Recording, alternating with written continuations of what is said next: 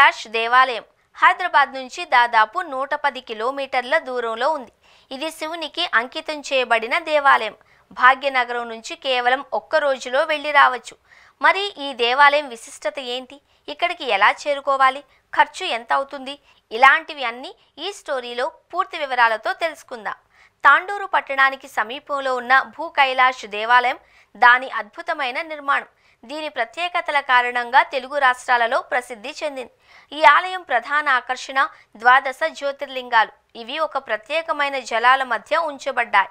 భక్తులు ఈ జలాల్లోకి దిగి దైవ దర్శనం చేసుకునే విధంగా ఈ ఆలయం నిర్మించబడింది. ఇది ఒక అరుదైన ఆకర్షణీయమైన దృశ్యం. ఈ ఆలయ నిర్మాణం వెనుక ఒక ఆసక్తికరమైన కథ ఉంది. వాసునాయక్ అనే వ్యక్తి తన తండ్రి కోరికను నెరవేర్చడానికి ఈ ఆలయాన్ని నిర్మించాడు. తన తండ్రి తన కుల దైవాలైన అంబా భవానీ, శివుని ఆలయాలను తాండాలో నిర్మించాలి అని కోరుకున్నాడు. కానీ ఆర్థిక పరిస్థితుల కారణంగా అది సాధ్యం కాలేదు. తన అన్నయ్య శంకర్ రెడ్డితో కలిసి రియల్ ఎస్టేట్ వ్యాపారం ప్రారంభించిన వాసునాయక్ ఆ వ్యాపారం నుండి వచ్చిన లాభాలతో ఈ ఆలయాన్ని నిర్మించాడు.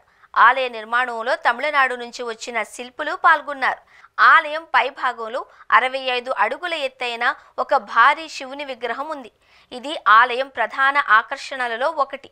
ఇంకా వీరభద్రుడు, ఆంజనేయ స్వామి, కాళభైరవుడు వంటి ఇతర దేవతల విగ్రహాలు కూడా ఆలయంలో ఉన్నాయి.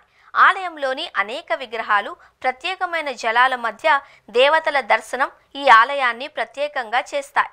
ఈ ఆలయం భక్తులకు ఒక ప్రశాంతమైన ఆధ్యాత్మికమైన అనుభవాన్ని అందిస్తుంది. భూ కైలాష్ దేవాలయం వికారాబాద్ జిల్లాలోని తాండూరు మండలంలో నిర్మించబడింది. ఇది తాండూరు నుంచి దాదాపు 4 కిలోమీటర్ల దూరంలో ఉంది. ఇక్కడికి వెళ్ళడానికి హైదరాబాద్ నుంచి బస్సు లేదు, ట్రైన్ ద్వారా తాండూరు చేరుకోవాలి. అక్కడ నుంచి ఆటో ద్వారా ఇక్కడికి వెళ్ళవచ్చు. మీకు సొంత కారు ఉంటే హైదరాబాద్ నుంచి నేరుగా వెళ్ళవచ్చు. మీరు ఇక్కడికి వెళ్ళి రావడానికి ట్రావెల్ ఖర్చు ట్రైన్లో అయితే ఒక్కొక్కరికి 200 కంటే తక్కువే.